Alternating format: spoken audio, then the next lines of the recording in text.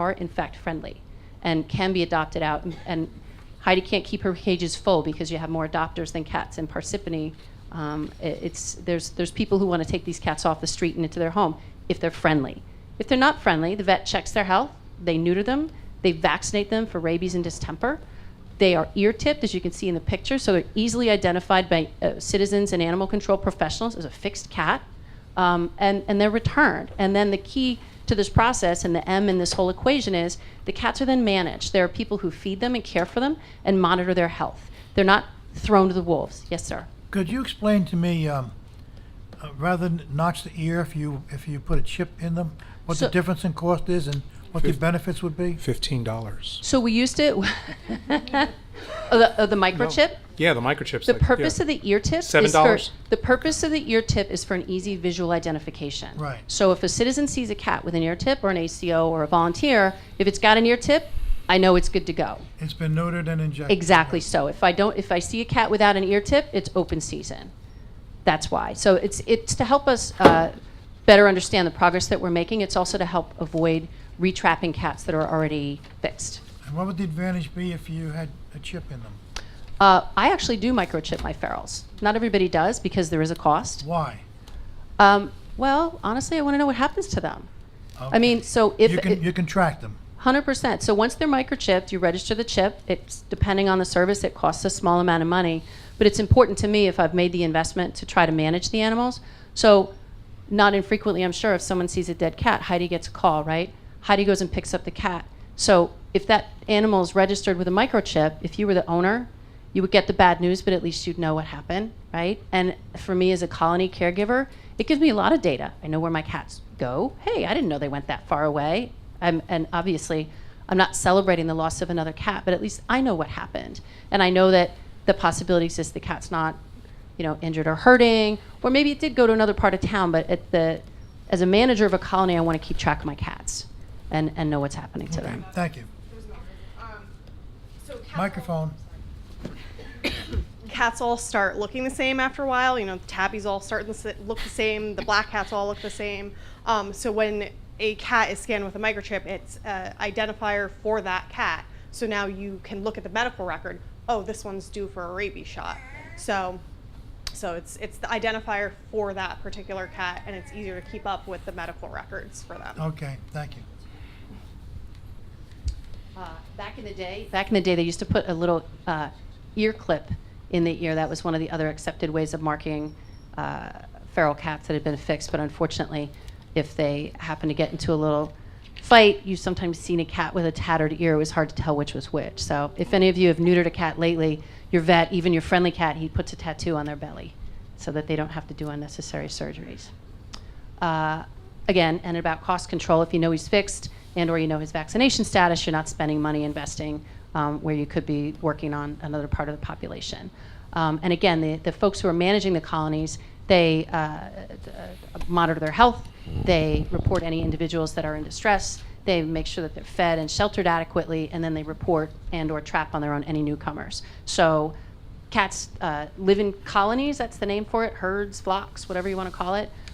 Cats will come into an area. If you manage a colony and you're feeding, the cats aren't materializing out of thin air, they're just congregating in an area, and it makes it easier to manage them as your caregivers watch and see what's happening, and that's how you get ahead of new populations. So a new cat shows up, trap it right away, no babies.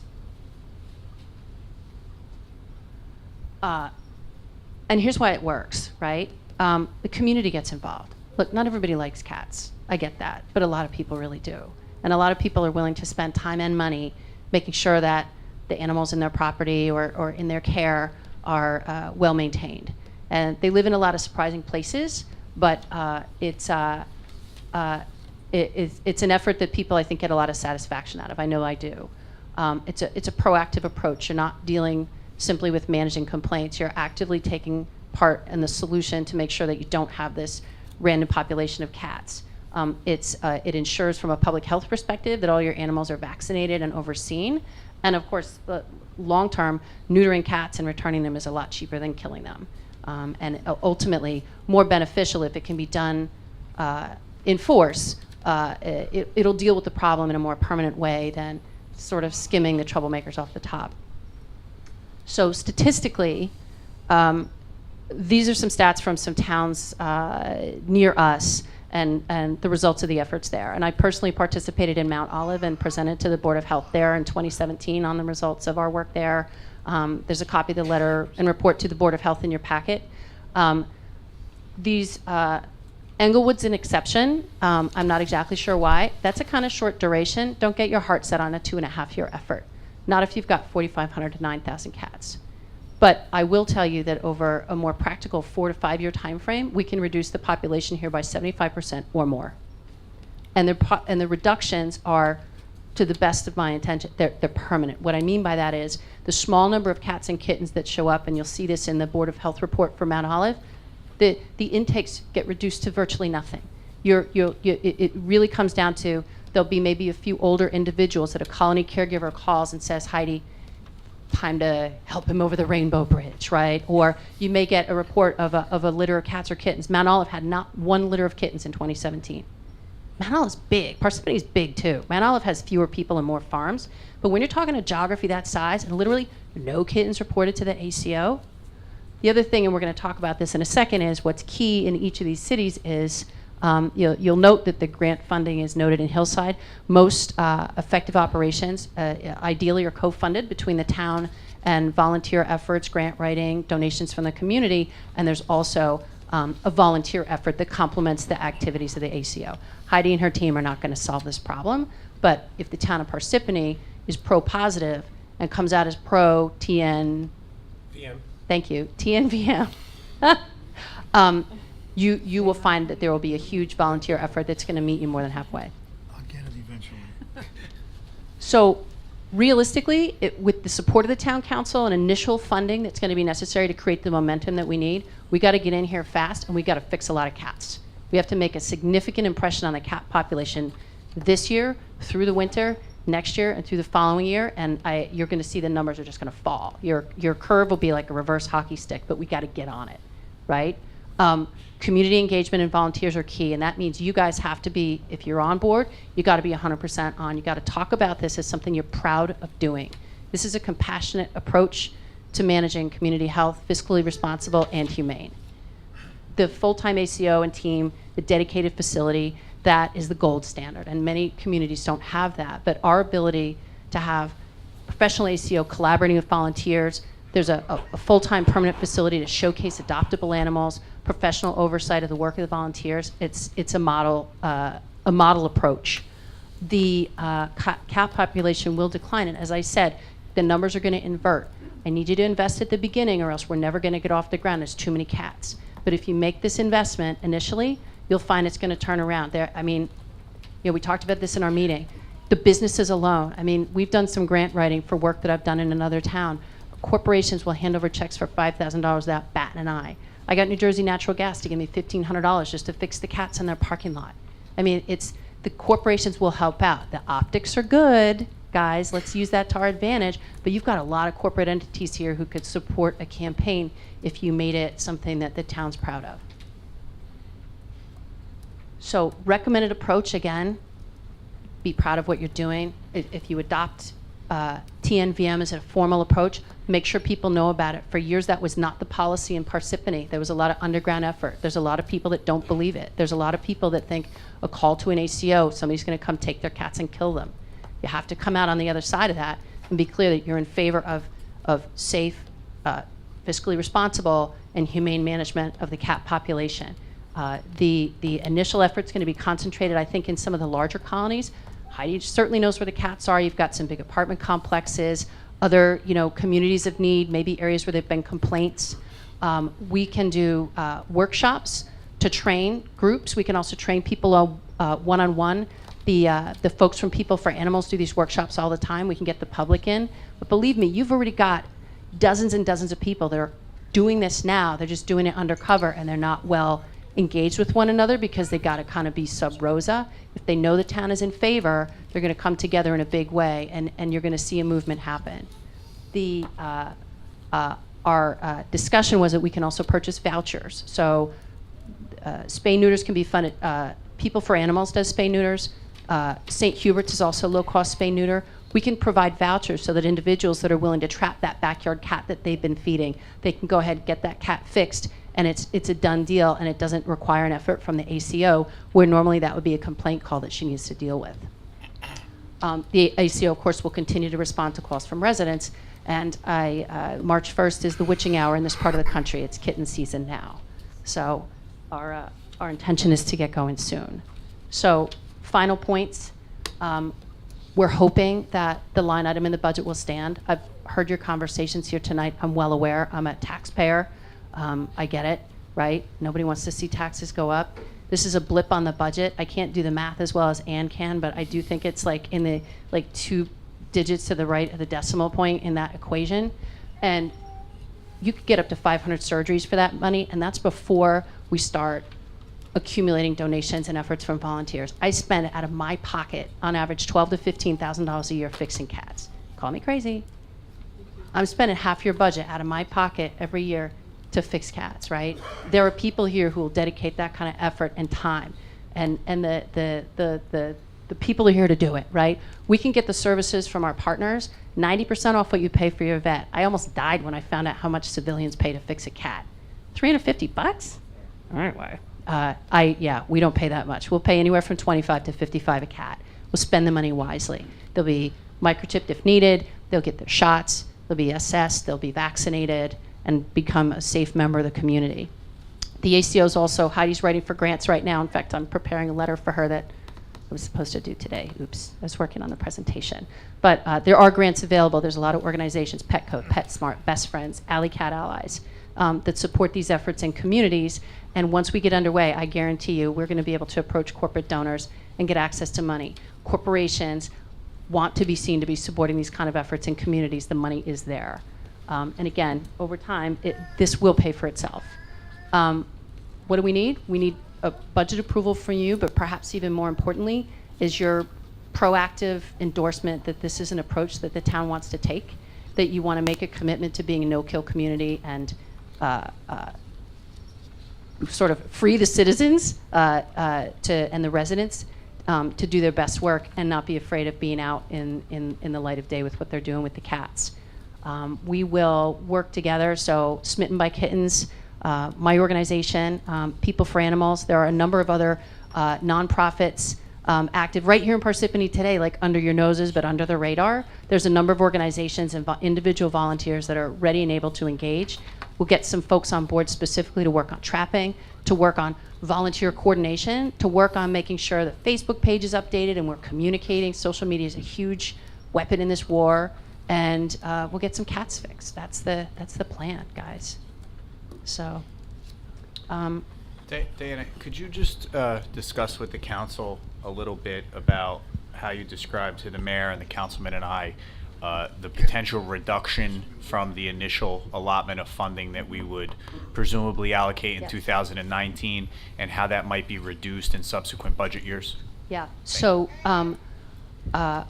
realistically, most of the organizations, like my own, I'm a 501c3 organization, so we, as a charity, people are, let's just say people are happier to write me a check than to write you a check.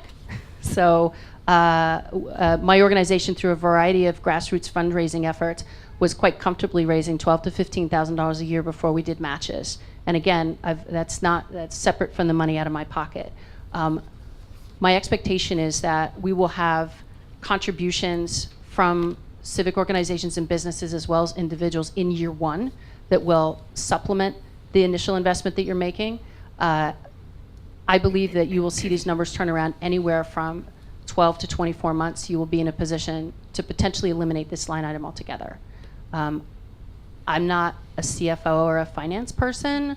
I don't know, but I think that donations to my organization don't have to be spent in any fiscal year cycle. So as we acquire donations from interested organizations and individuals, we have the ability as a charitable organization, and I'm not just speaking on behalf of mine. My hope is that there used to be a very active Parsippany-based, Parsippany-focused TNR group, and I'm hopeful that organization will revitalize itself. But the idea is that's what I was going to ask you. Yeah. We had an organization called PASS, They were very successful in their day. and they were a nonprofit, the 501c.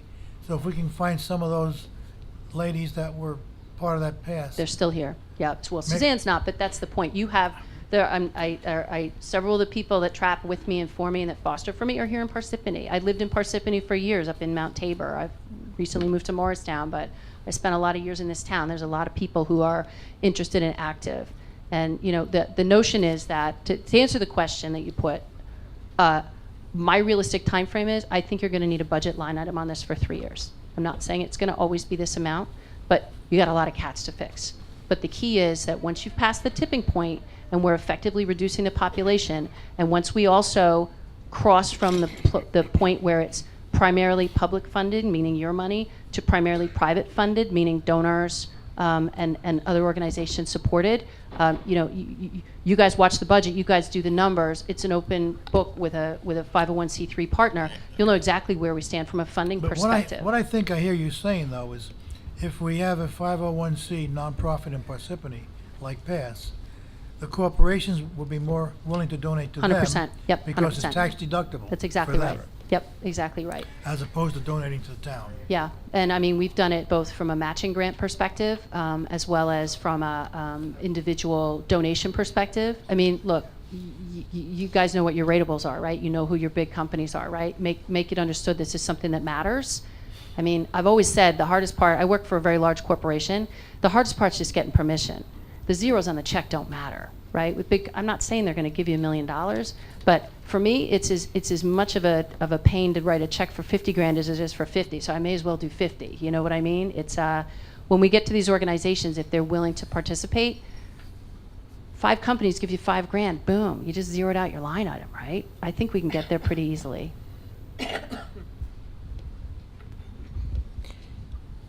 How do you see the money that's being allocated for this program to be spent in the first year, just roughly? I mean, what is the best use of that money in the first year? Surgeries. We may need, Heidi and I discussed this. There may be some additional equipment purchases just to get more traps for the town, just to be sure we have enough. If nothing's worse than having trappers and no traps. So there may be a limited investment. Good trap will cost you $50-$60, right? But for the most part, we intend to use the money for surgeries, vouchers and surgeries. To initiate the program. Exactly. So rough cut, for the sake of argument, 25 grand gets you about 500 surgeries. And how does this work? Then you release the cats back to the same environment they came from? Typically, yeah. And then they're fed by? Feeders who are already there. But feeders who are assigned to go feed them? There are people right now feeding these cats Exactly. someplace. They're already there. We call them caretakers. Right. And if we can get the caretakers to volunteer to be officially caretakers, Right.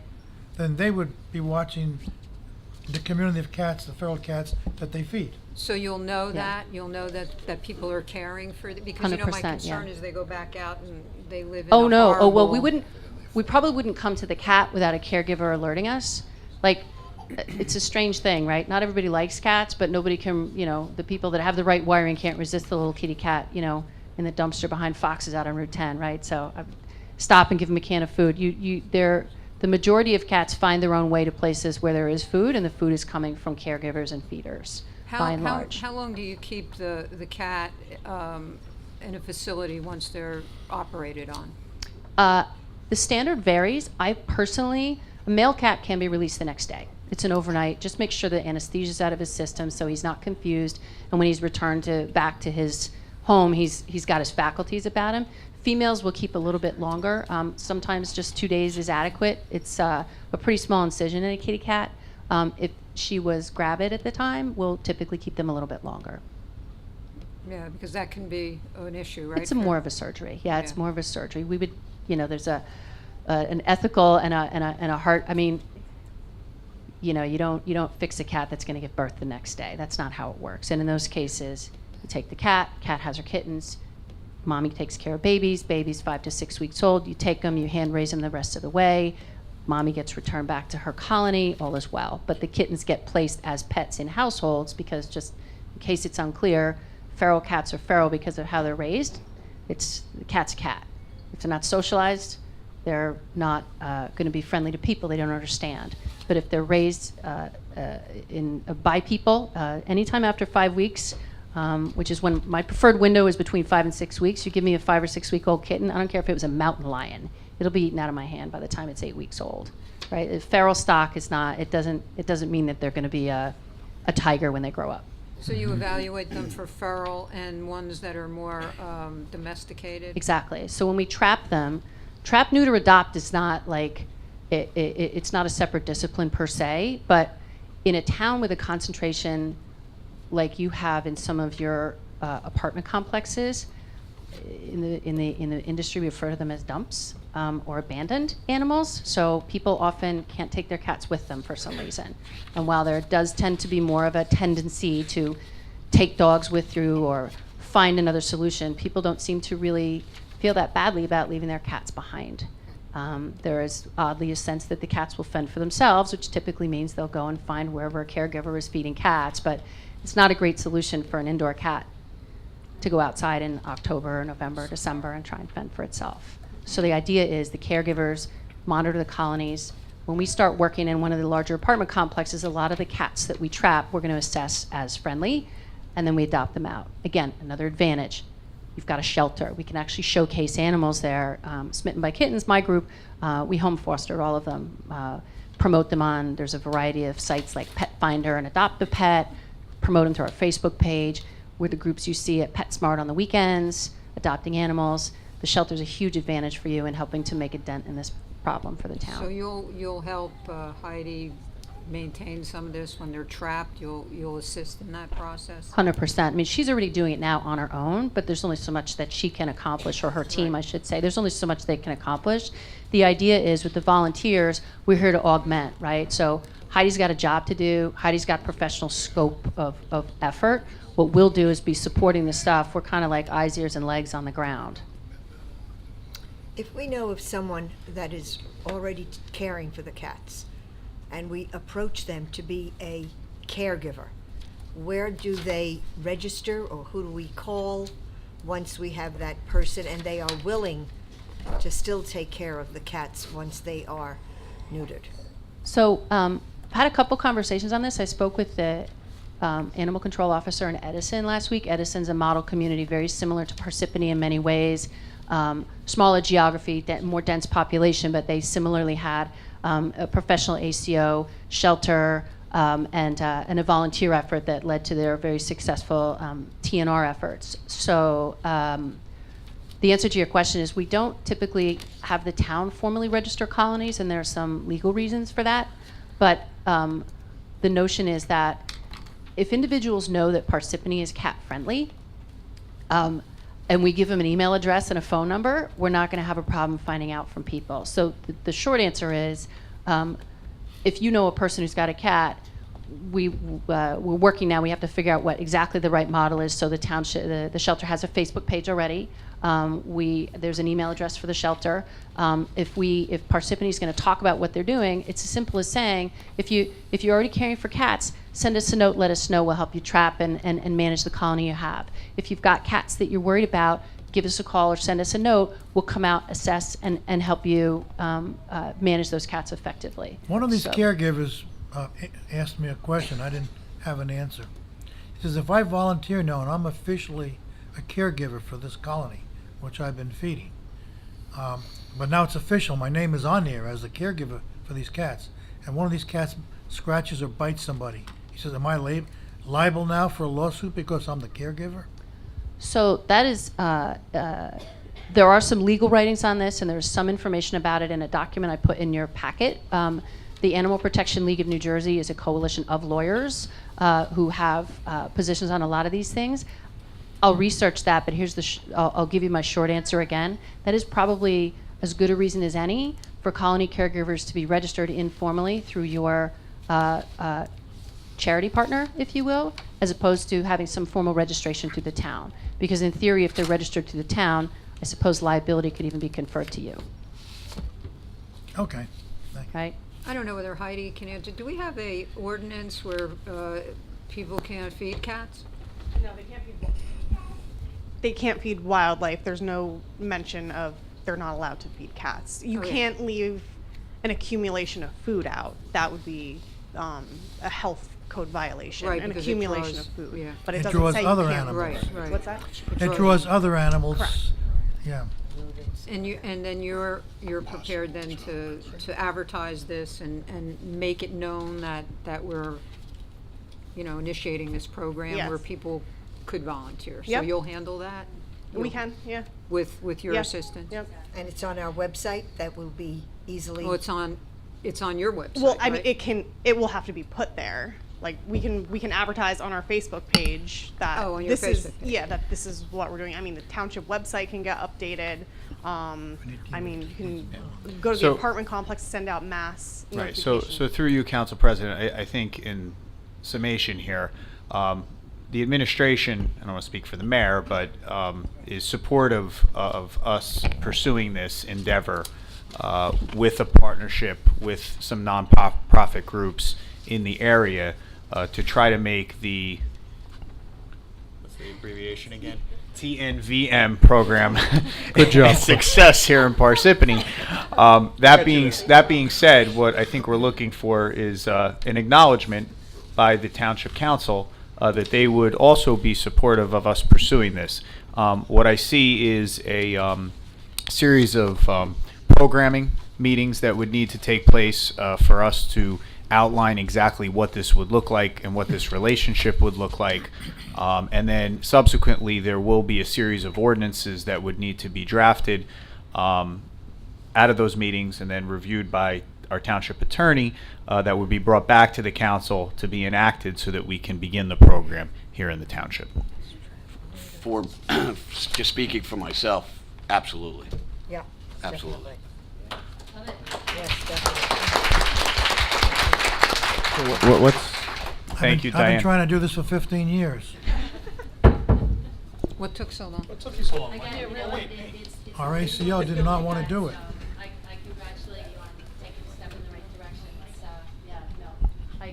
I congratulate you on taking a step in this direction. I mean, 2014, 2015, 2016 were dark days for Parsippany. So I congratulate you on going in this direction. Thank you. Thank you, Diane. Thank you. Just to add a note to that, Heidi, do you have any members of your staff here today? Just, can you please recognize? Okay. Okay. I would like everyone, and especially the council, to, I've been monitoring this staff quite closely in the past 14 months. These three professionals are exactly that.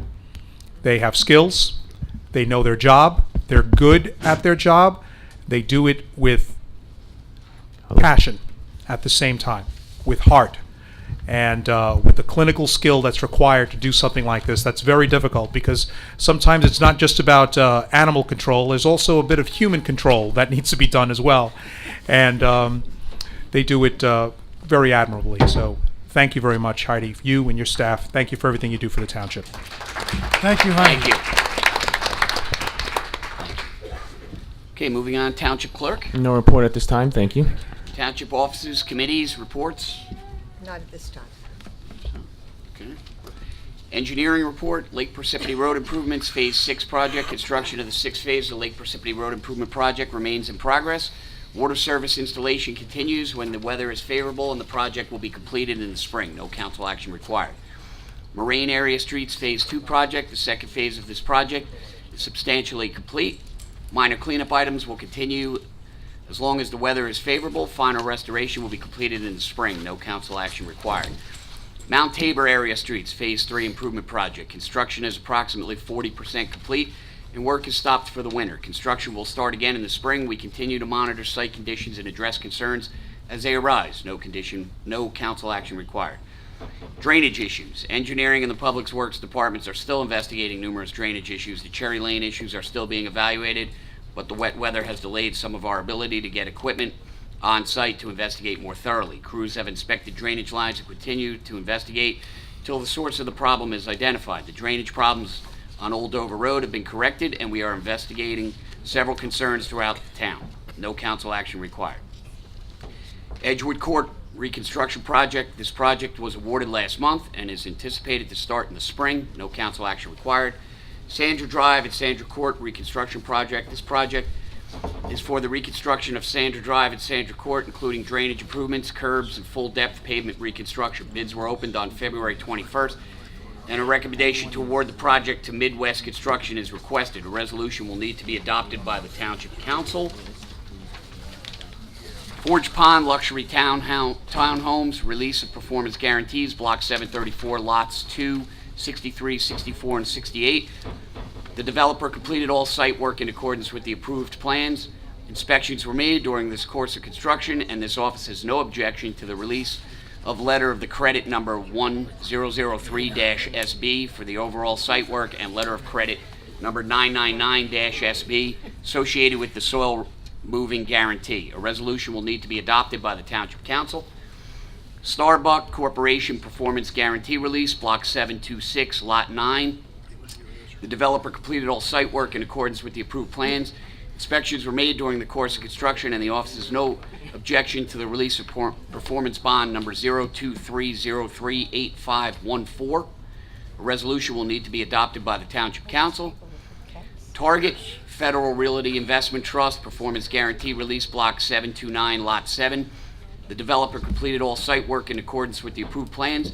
Inspections were made during the course of construction, and this office has no objection to the release of performance bond number 019052926. A resolution will need to be adopted by the Township Council. Bids taken February 14th. Laboratory Improvement Project, February 21st. Reconstruction of Sandra Drive and Sandra Court. To be taken March 14th. One new 2019 Type 14x4 emergency medical vehicle for EMS. And March 16th, SCADA system improvements, quotations, proposals, qualifications, none. This time I'll entertain a motion to open up the public hearing. Motion. Motion made by Mr. DePiero, seconded by Ms. Grignani. Roll call. Mr. DePiero? Yes. Ms. Grignani? Yes. Ms. McCarthy? Yes. Ms. Peterson? Yes. Mr. Carriffy? Yes. Floor is open on any matter. If you do come forward, please state your name and address. You'll be given 5 minutes.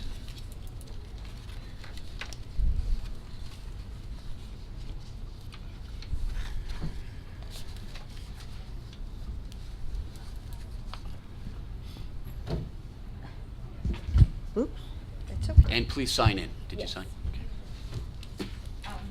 I'm going to start out with, my name is Esther Rucci, and I am a resident. Ms. Rucci, if I can ask you to speak into the mic.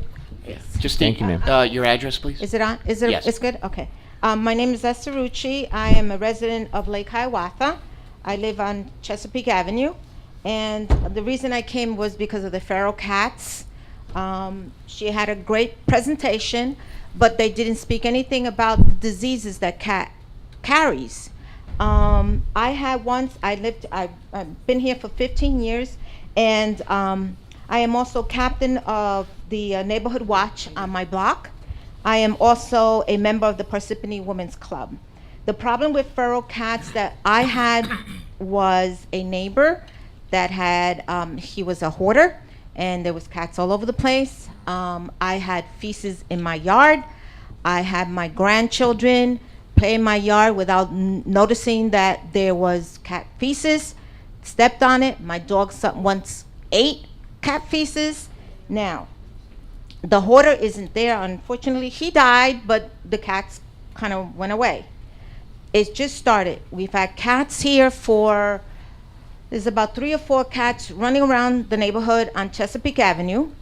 And I don't know whether you ever had a cat that urinates around your house.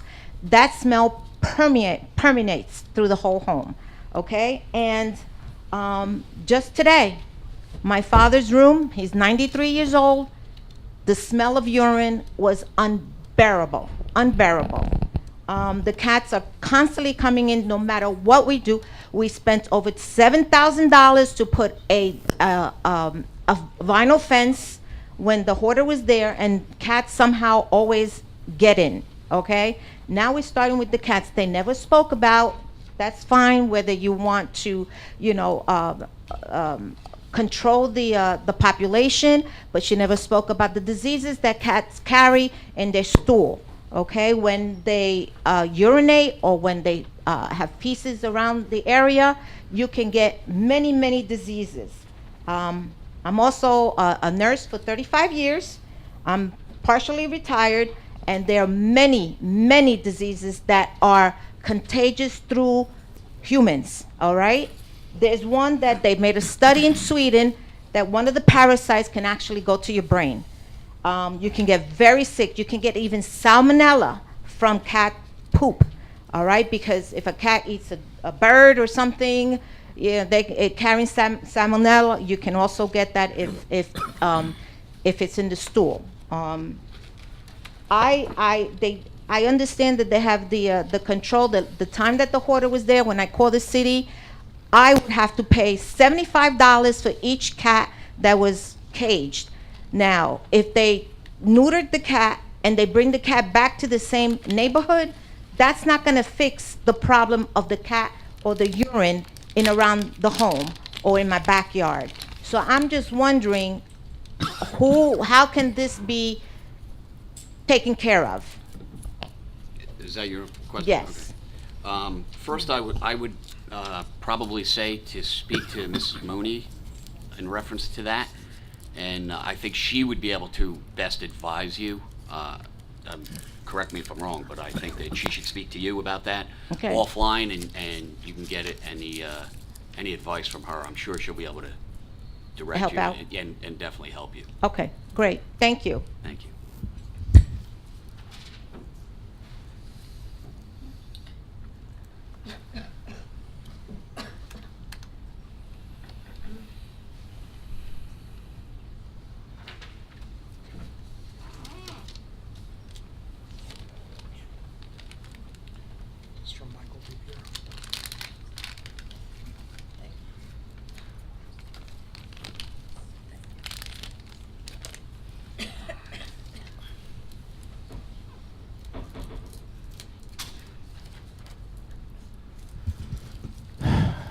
My name is Bob Venezia, 102 Brooklawn Drive.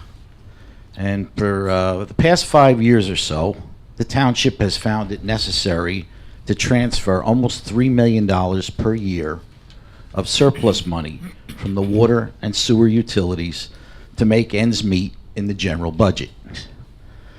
Given this heavy dependence on surpluses from the utilities, it was probably unwise for the previous administration to shortchange general budget revenues by imposing a politically motivated 0% tax increase 2 years ago. On the positive side, the 0% tax increase generated an unused bank cap amount of 2%. By law, bank cap amount money can be used in subsequent budgets to increase taxes above the 2% cap without having to go to referendum. It seems like the new administration has chose to use this bank cap money to recover the revenues that were lost 2 years ago. Given our systemic general budget problems, using reserved bank cap space to increase revenues seems to be a fiscally responsible action to take. On the other hand, the administration's proposed rate increases to the fiscally sound water and sewer utilities are inexplicable and greedy.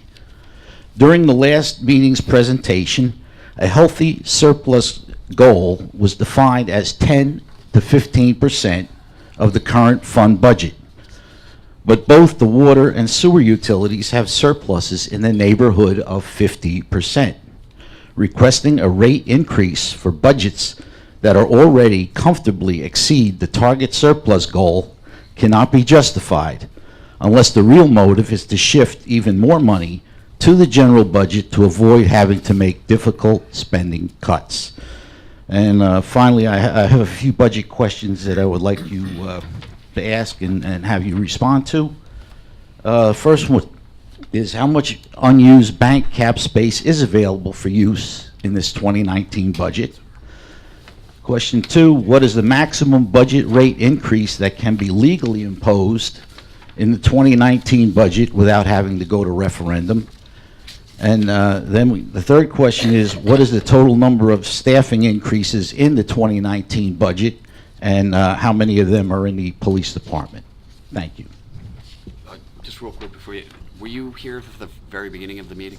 Or were you here when we did some budget cuts? The 13. Okay. Yes, I was here. Those are 13 positions you're not filling. I don't know how that figures in, whether we have more or less Okay. No, I can't answer than we that. did, employees than we did in 2018. Sure, the business administrator will probably answer. Through you, Council President, Mr. Venezia, let me just say that I would not apply the same rule of thumb to the 10 to 15% budget surplus to the water and sewer utilities that you would apply to the current fund. Okay, the revenue sources are different. They are continuing utilities. So whereas when we have leftover funds that may go unexpended for whatever reason in the current fund, there's a period of time where we need to wait in order for those funds to become available for future use. That is not the case with the utilities. So the same rules don't apply to the utilities that apply to the current fund. With regard to the proposal to increase incrementally water rates and potentially restructure the sewer collection rates, we had a utility surplus analysis conducted earlier this year in preparation of this budget. And our financial advisor has made it very clear that if we continue to utilize the surplus in the water and the sewer utilities to offset the current fund, those funds will be depleted by budget year 2024. And that is with a continuation of reducing it by only $50,000 a year, which is what we reduced it by for this budget that is before the council right now. So the purpose of trying to restructure the rate schedule for both utilities is so we don't exhaust those utilities and their surpluses by 2024. I will tell you that there is no quick fix to eliminate the dependency that the township has become accustomed to in utilizing those surpluses to offset the tax increase. That can't happen overnight. We can't reduce $2.5 or $2.25 million in water or sewer surplus to offset the current fund. We can't stop that overnight. There's going to have to be a gradual reduction of dependency on that. But at the same time, what I said at the budget presentation still stands. We should have healthy surpluses in both utilities so that we can someday be paying cash for major infrastructure project. You were here just a couple weeks ago when the superintendent of our water utility was here. He talked about the infrastructure challenges he's dealing with, especially with these dramatic fluctuations in temperatures and weather. We have an aged water system in this township. We are going to come upon the need to repaint both the inside and outside of all of the water towers within the township in the next 10 years. And the position that Ann and I would like to be in to do that is not to incur a significant amount of debt service to do those capital projects, but rather reduce the dependency on the sewer and water utility to offset the current fund and use that for capital improvements and be able to pay cash essentially for those improvements, both out of water and out of sewer, which reduces your interest payments for debt service that you take on during the life of the bond. So that's where we stand with the recommendation to adjust both the water and sewer rates moving forward. During the water department's presentation, they said the cost to paint one tower inside and out, $1 million. More. 2.5. Not to mention the infrastructure issues that we discussed at the budget hearing with both utilities, that there are going to be some And infrastructure. how often do these things need to be done? I mean, these are not. Well, I mean, as Keith But said, there's I an don't think, aging- respectfully, I don't think that's a fair question. I think the real question is how long has it been done since we've laid new pipe to connect people to the water, both the water and the sewer utility. That's the concern. What's happening is a lot of these pipes are significant in age, and as they continue to have structural issues, we're going to have to go in there and we're going to have to lay new pipe throughout the township. In addition to concerns about pump stations, concerns about water towers, all of that is going to have to be looked at, and we're going to have to put a comprehensive capital plan together in the next year or two, and we're going to have to be able to fund that.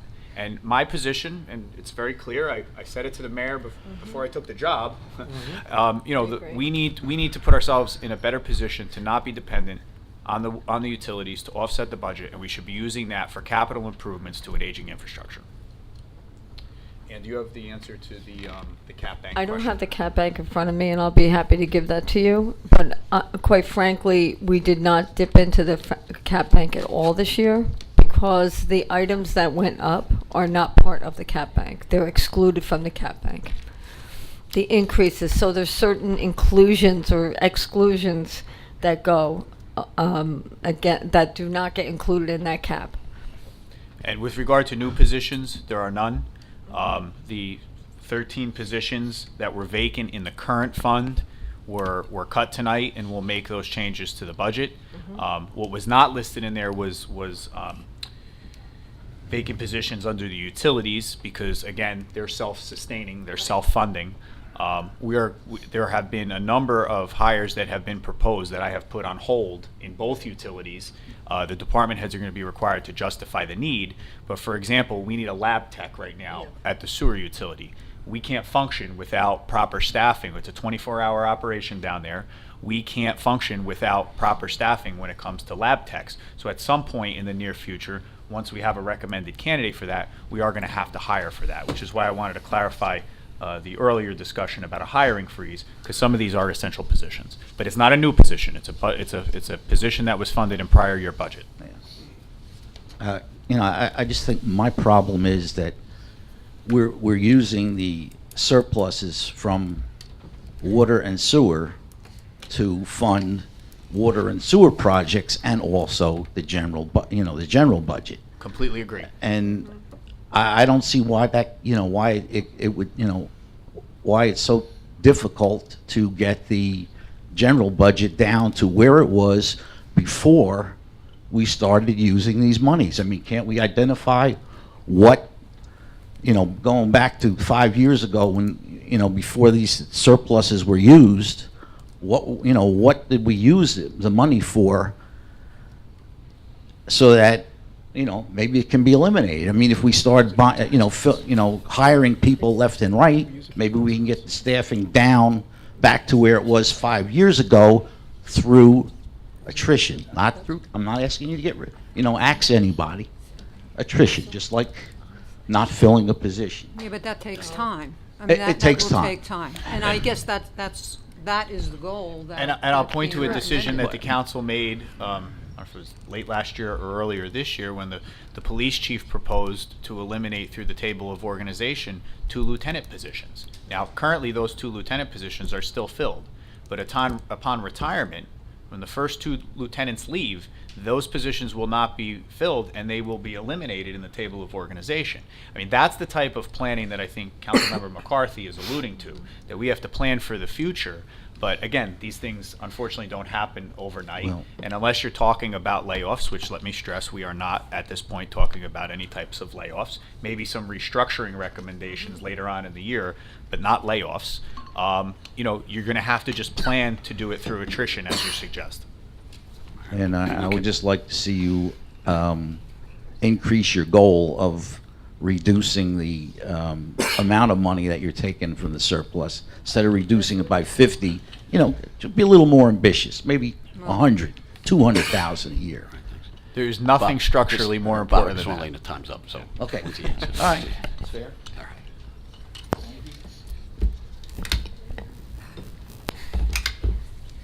All right. Nicholas Homiak, Lake Hiawatha. The last council meeting, it was brought out in public that a referendum in November concerning our local open space funding under the pretext that there's no land worth saving or acquiring in Parsippany. I believe they were almost your exact words. That the Not quite, but okay. no land worth saving in Parsippany.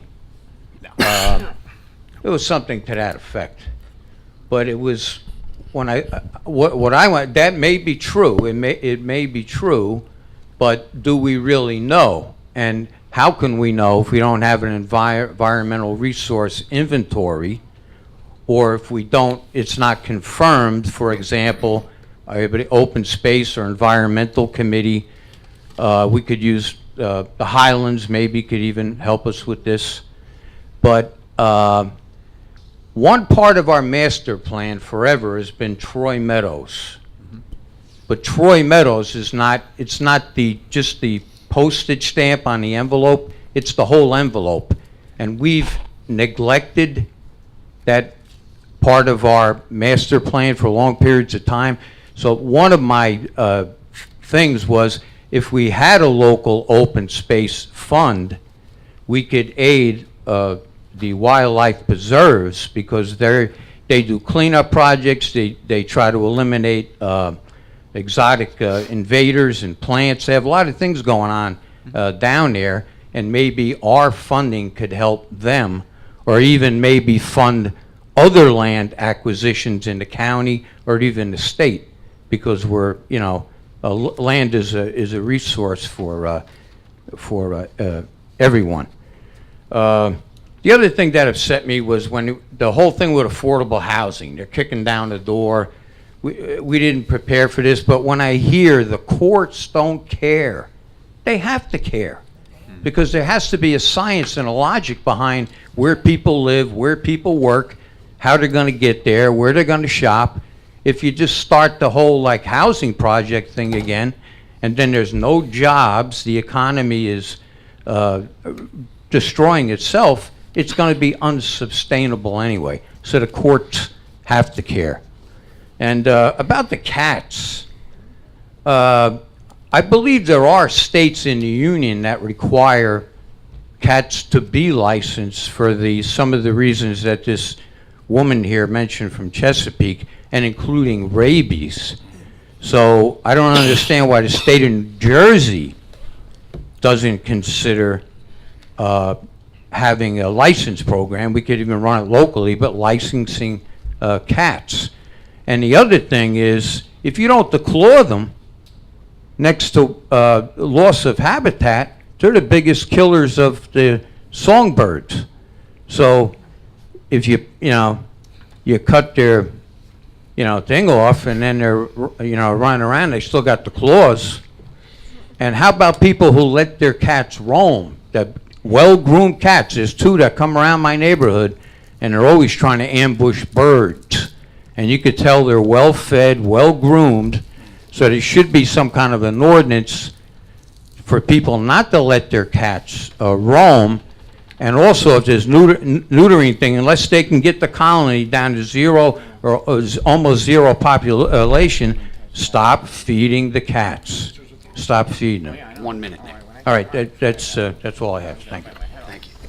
Through you, Council President, Mr. Homiak, what I stated with regard to the potential for a referendum in November, which would concern reallocating what the dedicated purpose of allotment of open space fund might be.